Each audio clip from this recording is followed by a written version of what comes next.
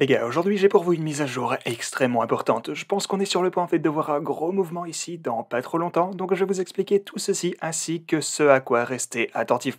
Je vais également vous parler de tout ce qui se déroule en ce moment dans les coulisses, car FTX ainsi que BlockFi, eh bien on a d'autres éléments à prendre en compte en ce moment que ceux dont on parlait dernièrement. Du coup je vais vous montrer tout ceci, on va analyser ensemble. Aussi on parlera d'un gros danger pour les cryptos et je vous montrerai ce qui se passe du côté des whales également, ça fait un moment. Parce que devinez quoi, elles sont en train de rafler tout le Bitcoin disponible, on dirait donc bien qu'elles savent quelque chose qu'on ne sait pas encore, c'est intéressant, on parlera de plein de choses aujourd'hui, alors c'est parti. Bienvenue à tous, je m'appelle Maxime et je vous apporte chaque jour des nouvelles vidéos en français sur les crypto-monnaies, en vous apprenant comment vous faire de l'argent sur ce marché. Si vous êtes nouveau sur cette chaîne, alors soyez sûr de vous abonner et d'activer la cloche dès maintenant. Et ceci étant dit, commençons tout de suite avec notre bon vieil intervalle de 4 heures. Vous pouvez voir qu'on se trouve toujours actuellement au sein de cette formation en triangle, et aussi on a toujours du mal à atteindre cette boîte orange qu'on a ici en haut, on en parlait hier. Maintenant, et encore une fois, comme je vous le disais dans la précédente vidéo, eh bien c'est une grosse résistance, on a la boîte orange ici en haut, et en plus au milieu de tout ça, on a également la moyenne mobile de 200 semaines, que vous pouvez voir d'ailleurs juste ici.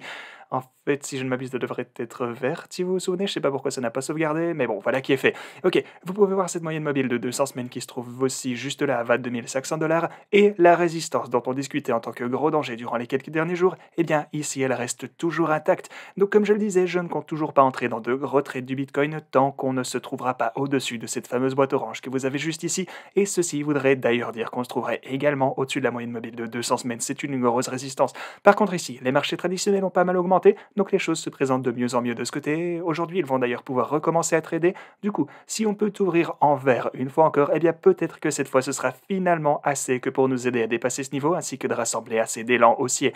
Maintenant, comme je vous le disais également, eh bien c'est qu'à part le fait qu'on attend de dépasser cette boîte orange, vous savez que je voulais aussi attendre quelques jours, ou même semaines en fait, le temps qu'il faudra, afin que le calme ne revienne concernant toutes ces histoires de compagnies qui deviennent insolvables, tous ces acteurs qu'on ne connaît pas encore, qui risquent toujours de déclarer faillite, etc. Et ne vous en faites pas, je vous mettrai à jour concernant tout ceci également un peu plus tard dans cette vidéo.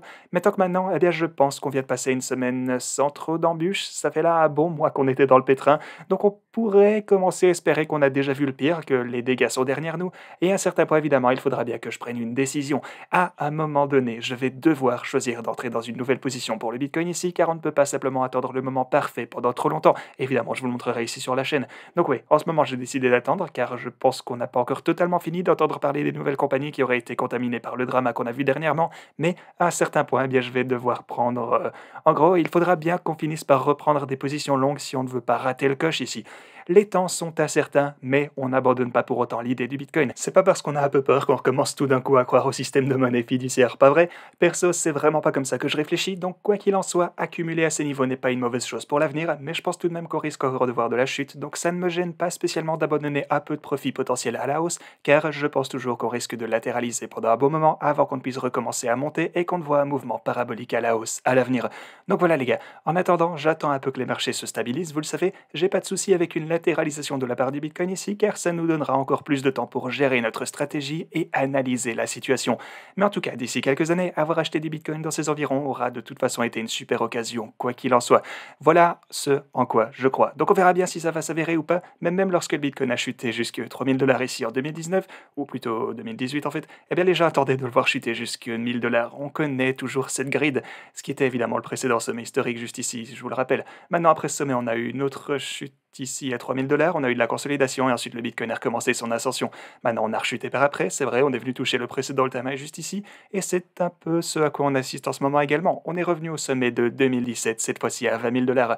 Vous avez donc les 20 000 ici, le prix que le Bitcoin a atteint sur le top de 2017, et voilà là où on se trouve également, plus ou moins. Donc voilà, le fait d'acheter au précédent all-time high a souvent tendance à être une bonne idée, vous le savez, mais vous devez tout de même être préparé au cas où on n'aurait en fait pas encore vu le pire des dégâts, donc une autre chute de la part du Bitcoin serait dans ce cas à envisager. On doit rester en fait spécialement prudent tant que la poussière n'est pas entièrement retombée concernant toutes les compagnies de prêt qui ne s'en sortent pas. Je pense qu'on n'a pas fini d'entendre parler de tout ça. Mais ceci étant dit, pour une bonne nouvelle, c'est qu'on a un type, ou une femme en fait pour ce qu'on en sait, qui est en train d'acheter du Bitcoin comme jamais en ce moment. Il s'agit de la plus grosse whale du Bitcoin qu'on connaisse, et il s'agit de wallet que je vous montre assez souvent sur la chaîne, vous le savez, mais cette personne a acheté énormément de Bitcoin ici récemment. Presque tous les jours, elle achète encore plus de Bitcoin, et c'est quelque chose qu'on a tendance à voir avec les whales en général tant que maintenant.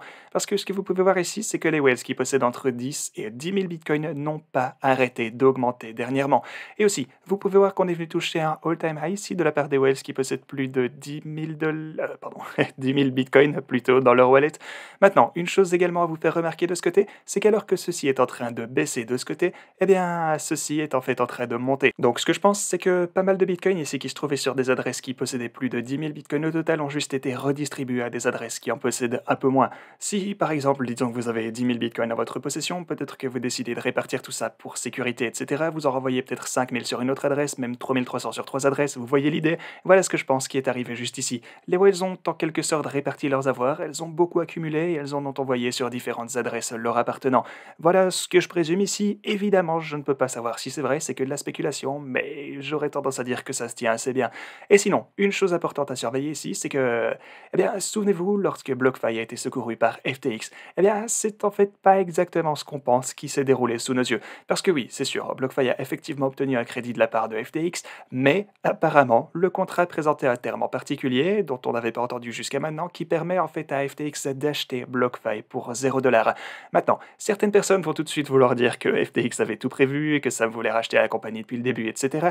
Mais honnêtement, eh bien, je pense que Sam s'en est pris un peu trop plein la figure récemment pour ce qu'il a fait, pour tenter d'aider les cryptos. Parce que, ok, on sait maintenant qu'apparemment FTX a signé l'option d'acquérir BlockFi pour 0 $, ça c'est sûr, mais il y a tout de même une raison valide pour laquelle cette condition figurait sur leur contrat. Parce que ce qui serait passé autrement, c'est que BlockFi serait certainement devenu insolvable, ils auraient manqué de liquidité, ce qui aurait signifié que les clients, en gros, vous qui possédez de l'argent sur BlockFi, eh bien vous n'auriez rien pu récupérer du tout. Tous les actionnaires de BlockFi auraient d'abord récupéré leur billet et seulement s'il restait quelque chose, alors peut-être qu'ils vous auraient rendu une partie de votre argent. Seulement s'il restait quelque chose et c'était pas sûr. Maintenant, avec les conditions de FTX par contre, eh bien avec cette ligne de crédit, ils ont secouru BlockFi et ce à la condition que si la plateforme faisait tout de même faillite, eh bien au minimum les clients recevraient en premier leur argent.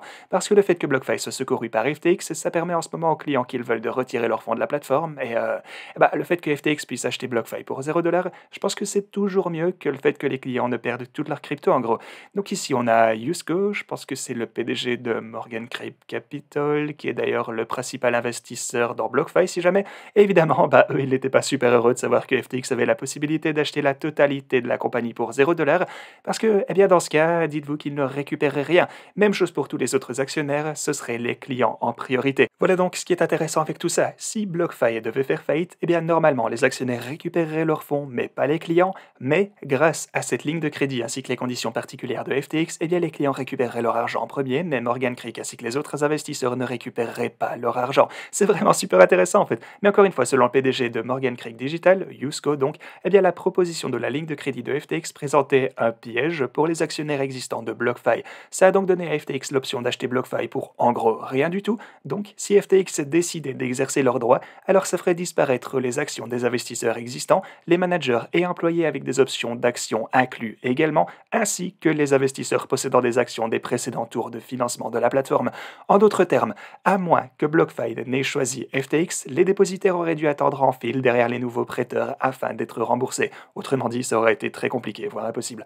Additionnellement, BlockFi n'a pas reçu la moindre option de financement d'actions à ce point. Donc, encore une fois, c'était vraiment le seul moyen pour BlockFi. Ils devaient accepter l'offre de FTX s'ils voulaient que leur business ne survive, car ouais, en gros, aucune autre entité. Tous les actionnaires que vous voyez ici, eh bien, personne n'a bougé le petit doigt pour leur offrir de l'argent et aider les gens. Et pourquoi est-ce qu'ils l'auraient fait? Parce que si BlockFi avait fait faillite, eh bien, ils auraient tout de même récupéré leur argent, donc pas de souci. Mais s'ils avaient réinvesti de l'argent dans BlockFi, eh bien, forcément, ils ne voulaient pas prendre le risque de perdre cet investissement. Et voilà pourquoi ils n'ont pas décidé d'aider BlockFi. Simplement parce qu'ils savaient que si la plateforme faisait faillite, alors de toute façon, ils récupéreraient quelque chose après tout ceci. Donc, ce qu'ils sont en train de faire actuellement, c'est qu'étant donné qu'ils sont au courant de cette proposition de la part de FTX et que ça ne les arrange pas du tout, eh bien, ils sont en train de tenter une offre pour contrer ça afin d'essayer de lever de l'argent pour BlockFi cette fois, simplement parce que, ici, ils ont intérêt à le faire pour ne pas perdre toutes leurs actions sur la compagnie si jamais elle choisissait vraiment l'aide de FTX. Ici, je pense qu'il doit rester quelques jours ou quelque chose comme ça à BlockFi pour décider s'ils acceptent oui ou non l'offre de FTX, donc je vais continuer évidemment à vous tenir informé à ce sujet ici sur la chaîne, mais ce que j'aimerais vous dire, c'est que, quoi qu'il en soit, soyez toujours très prudent avec BlockFi actuellement, parce que oui, c'est sûr, ils ont augmenté les taux et ça semble cool, mais pour moi, ça semble juste désespéré en fait, car ils veulent juste attirer plus de dépôts, ils veulent plus de Bitcoin, d'Ethereum, etc. Ils veulent de la liquidité pour pouvoir survivre en attendant que Morgan Morgan Creek ou peu importe, les investisseurs tentent de lever plus d'argent pour pouvoir secourir la plateforme. Mais tant que maintenant on n'a que l'offre de FTX qui est prête à être signée, donc on va bien voir ce qu'il advient de cette situation.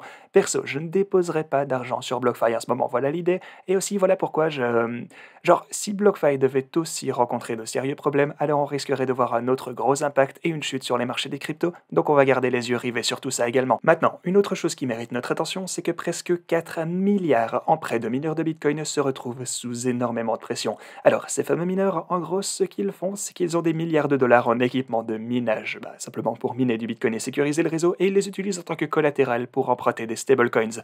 En gros, plutôt que de vendre leur équipement, ils les utilisent en tant que garantie, mais étant donné que le Bitcoin a pas mal chuté dernièrement, eh bien les valeurs marchandes de ces rigs de minage ont eux aussi énormément chuté. Alors que le Bitcoin a beaucoup baissé, eh bien ils doivent soit vendre leur équipement, soit vendre le Bitcoin qu'ils sont en train de miner simplement pour faire tourner leur business. Donc là, ils vendent continuellement leur Bitcoin et ouais, peut-être que c'est pas la meilleure des choses à faire, simplement d'utiliser quelque chose qui est vachement corrélé au marché, c'est-à-dire le prix de leur équipement de minage qui sont donc dépendants du prix du Bitcoin. Donc voilà, évidemment, ils ont chuté en même temps que le Bitcoin, leurs rigs sont corrélés, et à cause de ça, ils doivent commencer à vendre leurs machines, etc. Donc en gros, le résumé, c'est qu'ils doivent utiliser quelque chose de super volatile comme collatéral, mais bon, encore une fois, on a déjà vu des choses bien arriver précédemment dans les crypto-monnaies, lorsque les gens ont... simplement, vous connaissez les gens qui ont tendance à prendre un petit peu trop de risques et ça tourne mal. Utiliser les rigs de minage en tant que garantie, c'est en quelque sorte utiliser vos machines en tant que levier pour acheter encore plus d'actifs, des stablecoins, ou peut-être même acheter davantage de Bitcoin si vous voulez faire des paris directionnels sur le marché, mais là, ça devient vraiment très risqué. C'est peut-être ce qui s'est passé ici, on n'en sait rien. Mais les gars, n'oubliez pas que si vous voulez obtenir jusque 4530 $ sur Bybit, eh bien vous avez ce lien disponible dans la description. Pareil ici sur Femex, vous aurez jusque 4500 $ également, donc n'hésitez pas à profiter de tout ça. Voilà tout ce que j'avais pour vous aujourd'hui les gars, merci beaucoup d'avoir regardé cette vidéo et moi je vous dis à la prochaine.